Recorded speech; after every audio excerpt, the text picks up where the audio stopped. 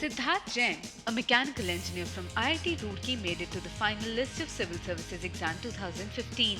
His father is a CA and mother a homemaker. He got the 13th rank in his second attempt and is very keen to join the services. He firmly believes that honesty is the best policy. He attributes the credit of his success to family and friends. In talks with JagranJosh.com, he highlighted the important points of his IAS exam preparation. What do you think about the change pattern of the IAS mains exam? I appreciate the new pattern because इसमें ज़्यादा focus analysis पे है. So if I differentiate between the old and new pattern, this is a better one. जो real metal of a civil servant बाहर लेके आ सकता है, especially the paper 4 in new pattern. When did you start the preparations for IAS mains exam? I started the preparation in third year of my college towards the end of 2012. तो तब से ही मेरी preparation चल रही है. How did you prepare the compulsory language paper? Compulsory language papers पे मैंने ज़्यादा फोकस नहीं दिया था. हिंदी के लिए एक बुक आती थी, मैंने मार्केट से वो ले ली थी, यूनिक पब्लिकेशंस की बुक है. एंड इंग्लिश के लिए I didn't prepare. What was your optional subject in the IAS mains exam? Mathematics was my option. Do you think that the educational background of candidates has a direct relation in choosing the subject in the IAS mains exam? Actually my background is I am from IIT Roorkee. मेरी mathematics हमेशा से strong रही है और मैंने इसमें देखा था कि ये पेपर बहुत ऑब्जेक्टिव है. जनरली अब देखा जाएगा कि यूपीएससी में जो जीएस के पेपर्स हैं दे आर वेरी सब्जेक्टिव. आपको उसमें लिखना पड़ता है and still you are not sure कि आपके अच्छे मार्क्स आएंगे या नहीं. तो आई थॉट मैं अपना ऑप्शनल तो ऐसा चूज़ करूँ जो ज़्यादा सब्जेक्टिव ना हो. So I thought mathematics is an objective optional, so मैंने उसको चूज़ किया. उसके बाद देर वर सम सीनियर्स जिनको मैं जानता था, उनका अच्छा स्कोर आया था. सो मैंने उनसे भी एडवाइस ली तो उन्होंने कहा it is a good optional, बस फेमस नहीं है ज़्यादा, थोड़े लोग डरते हैं, but I thought I can give it a try. Yes, I think there is a relation. That is why I chose mathematics as an option, because I was an engineer and I was comfortable with it. I would suggest कि yes, whatever your educational background is, choose option from that so that you are more comfortable in studying that. What was your strategy for mathematics? Mathematics के लिए मैंने IMS के notes follow करे थे. The notes are concisely prepared and I would suggest कि वो notes को आप गो थ्रू एक बार कर लीजिए जो भी मैथमेटिक्स ऑप्शनल ले रहे हैं. Apart from that, Prakash Raj Purohit के ब्लॉग्स पे काफ़ी बुक्स मेंशन्ड है मैथमेटिक्स की. You can go through those books. I will suggest कि कृष्णा सीरीज़ की बुक्स आप ले लीजिए बिकॉज उसमें बहुत सारे एग्जाम्पल्स हैं that will help in mathematics. Apart from books, उसके बाद टेस्ट सीरीज़ के लिए मैंने IMS की टेस्ट सीरीज़ ज्वाइन करी थी and I appreciate their test series. So this was my basic strategy for mathematics.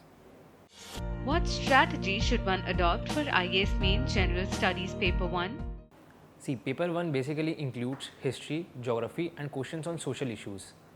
So I will suggest कि for geography, go through the NCERTs very nicely. Then there are some books like Mukesh Kumar Banwal, JC Leong. Go through these books. Try to memorize maps and draw as many diagrams as possible. Secondly, for history, go through the general NCERTs and develop your analytical skills. Don't just mug up the facts, analyze each and every issue from many angles. And the third is social issues. For social issues, I will just suggest go through newspapers and develop your analytical skills. Don't follow many books for that. What strategy should one adopt for GS paper 2? For GS paper 2, first of all, build your analytical skills from newspapers. And then follow a monthly magazine to brush up whatever is left. Secondly, what is very important is go through Rajya Sabha videos. There are various channels on Rajya Sabha that you should follow. I will mention these: a big picture, India's world for international relations, state of the economy, that will help in both in paper 2 and paper 3, and some other episodes as per your own likings. Follow those episodes because वहाँ पे बहुत अच्छी तरह से analyze करते हैं each and every topic को. उसके बाद I went to the blogs. Other than that, practice answer writing. So these things you should do for paper 2. Apart from these things, develop your static part very nicely. For example, you should know what constitutional articles and various judgments are supporting any question in the paper. For example, if there is a question on ordinance, you should know that Article 123 supports ordinance and there are various judgments like DC Wadhwa case for ordinance. So try to make a platform for each and every topic in paper 2 by going through the static part very nicely and then build on the dynamic part. How did you prepare the social justice topics? Social justice topic, I went through newspapers, Rajya Sabha videos and Munal blog. What strategy should one adopt for general studies paper 3? The strategy of paper 2 and paper 3 काफ़ी कुछ overlap करते हैं. So I went through the newspapers, I brushed up my skills from monthly magazine, I went to Rajya Sabha videos and I went to the blog of Mrunal to do these things. Apart from that, I daily practice answer writing from Inside Secure. Answer writing will really help you. And then I tested my skills by giving test series. So this was my overall strategy. Coming to each and every topic, there are some books, for example, for environment, I read Shankar. It is good for prelims and for mains also. आपको अच्छा एक static platform बन जाता है आपका. Other than that, go through the videos और आपको हर topic cover हो जाता है. Follow one coaching material so that आपका बेसिक प्लेटफॉर्म बन जाए. मैंने विजन का मटेरियल फॉलो करा था. सो हर टॉपिक पे मेरा कुछ स्टैटिक पार्ट रेडी था. I had some static knowledge about each and every topic. So you can suggest, you can try any material जो आपको सही लगे. I followed Vision IAS material for this. Economy I went through Mrunal blog, जो बहुत अच्छे से वो cover करते हैं इकनॉमी के इशूज़, तो वहाँ से मैंने करा था. सिक्योरिटी के लिए मैंने वही विजन के स्टैटिक मटेरियल से प्रिपेयर करा था. डिज़ास्टर मैनेजमेंट में गौरव अग्रवाल सर का एक ब्लॉग था खेलो इंडिया, मैं शायद नाम उसका अच्छे से याद नहीं है मेरे को. वहाँ पे उन्होंने डिज़ास्टर मैनेजमेंट के अच्छे आर्टिकल्स दिए थे, तो मैंने वो वहाँ से कर लिए थे. अपार्ट फ्रॉम दैट जनरली इसमें आपका डायनेमिक चीज़ें पूछेंगे जो न्यूज़पेपर वगैरह में आती हैं. तो एक बेसिक स्टैटिक पार्ट बस कवर करके आप डायनेमिक न्यूज़पेपर पर ज़्यादा फोकस करें इस चीज़ के लिए. What strategy should one adopt for GS paper 4? First of all, this is a very important paper जो सही में जो real mettle inside civil servant बाहर आ सकता है इस पेपर से.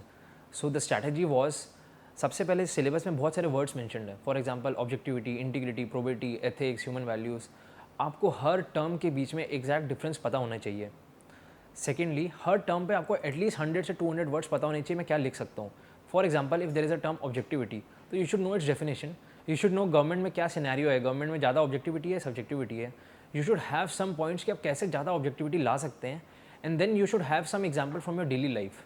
फॉर एग्जाम्पल एम्पैथी पे अगर कोई क्वेश्चन आ रहा है, so you should have an example कि आपने लाइफ में ऐसा क्या किया है जिससे आपकी एम्पैथी दिखे, या फिर आपने लाइफ में ऐसा क्या किया है जिससे आपकी एम्पैथी इंप्रूव हो. सो आपको जो भी आप टॉपिक पढ़ेंगे पेपर 4 में, you have to relate it with your own self. तो आपको बहुत सारे एग्जाम्पल्स पता होने चाहिए अपनी लाइफ से, क्योंकि डायरेक्टली क्वेश्चन इस तरह के आते हैं. The second part of ethics paper 2 is case studies, जिसमें आपसे कोई केस दिया जाएगा कि आप इस सिचुएशन में हैं, आप कैसे इसको ऐड करना चाहिए आपको सिचुएशन में. उसके लिए आई विल सजेस्ट कि आपको आपकी fundamental duties, directive principles of state policy, fundamental rights etcetera अच्छे से पता होनी चाहिए. Then you should also go through central civil service conduct rules if possible. उसकी समरी अवेलेबल होती है, आप उसके थ्रू उसको एक बार गो थ्रू कर लीजिए. बिकॉज हर केस स्टडी में कुछ ना कुछ central civil service conduct rules कह देता है. तो आपको अगर वो पता हो तो आप you can give a very good banking for that. Thirdly, always in every case study give a future course of action, कि ये तो मेरे को अभी का केस हो गया, बट मैं बात के लिए ऐसा क्या करूँगा कि ये चीज़ रिपीट ना हो. सो ये चीज़ें अगर आप फोकस करके चलेंगे और आपका हर टर्म का मतलब क्लियर होगा एथिक्स पेपर 4 में, तो आपका बहुत अच्छा स्कोर आ सकता है. How did you maintain balance between the various papers of general studies? एक चीज़ जो जनरली एस्पायरेंट्स गलती कर देते हैं, they give disproportionate amount of time to one particular paper. For example GS2 and GS3, हम लोग जनरली सुबह 6 बजे उठते हैं और 3-4 घंटे फिर न्यूज़पेपर पढ़ते रहते हैं. उसके बाद एक मैगजीन पढ़ते रहते हैं. 5-6 घंटे हम बहुत ज़्यादा करंट अफेयर्स पे फोकस करते हैं. It is good, it will develop your analytical skills, but that will have direct relevance to paper 2 and paper 3 and some indirect relevance to essay paper 1 and paper 4. I will suggest कि give equal time to each and every paper of yours. तो उसके लिए you can maintain a timetable, a short term, a medium term and a long term timetable, and follow that timetable. At the end of each and every day, just visualize आपने हर paper को कितना time दिया है. बहुत सारे aspirants अगर अभी सोचेंगे तो उनको दिखेगा कि at the end of the day they will realize कि उन्होंने GS2 and GS3 को सबसे ज़्यादा टाइम दे दिया है. I will suggest give equal time to every paper. What aspects should one highlight while writing the answers in the IAS mains exam, since number of questions has now increased? There are many aspects. आपको हर aspect को cover करना पड़ेगा. For example economic aspect, technology अगर आप उसमें use कर सकते हैं, ethical aspect, constitutional aspect, legal aspect, aspect that will affect your international relations with other countries, cultural aspect, individualistic aspect. आपको सारी एस्पेक्ट पे फोकस करना है in each and every question. Don't think कि आप पेपर 1 का क्वेश्चन आंसर कर रहे हैं तो उसमें आप सिर्फ पेपर 1 के एस्पेक्ट्स डालेंगे. आपको हर पेपर में पेपर 1, पेपर 2, पेपर 3, पेपर 4 के डायमेंशंस डालने पड़ेंगे, तो आपका बहुत अच्छा स्कोर आएगा. The point is the examiner after he evaluates your paper, he thinks कि आपने बहुत हॉलिस्टिकली सब कुछ कवर किया है. अगर वो फीलिंग उसके मन में आ जाती है आपका पेपर देख के, तो you will get a very good score. Secondly, apart from your analytical skills, आप लिखते किस तरीके से हैं, तो उसमें आपको पेपर में कुछ ना कुछ अंडरलाइन करना चाहिए, ओनली द इंपॉर्टेंट वर्ड्स. कभी कभी लोग पूरा पेपर अंडरलाइन कर देते हैं, आर्टिकल्स भी अंडरलाइन कर देते हैं, ए एंड द. नहीं, आपको सिर्फ कीवर्ड्स अंडरलाइन करने हैं, ताकि वो आपके एग्जामिनर के आई कैच करे. Thirdly, your handwriting it should be good. लोग कहते हैं कि हैंडराइटिंग से इतना फ़र्क नहीं पड़ता, but I think it should be legible and हो सके तो it should be very good. Fourthly, use the correct pen. आपके पेन और कॉपी के बीच में फ्रिक्शन होता है जिसकी वजह से आपकी स्पीड स्लो हो जाती है और आपका हाथ दर्द करने लग जाता है. You have to write papers 6 hours in a day. 2 paper होंगे एक साथ, तो उसके लिए use a pen that is suitable for you. आप 5-6 पेन अच्छे से ट्राई करिए. I use Pilot pen and it is very important. I will suggest आप अपने हिसाब से एक कंफर्टेबल पेन चूज़ करिए और उसी से प्रैक्टिस करिए.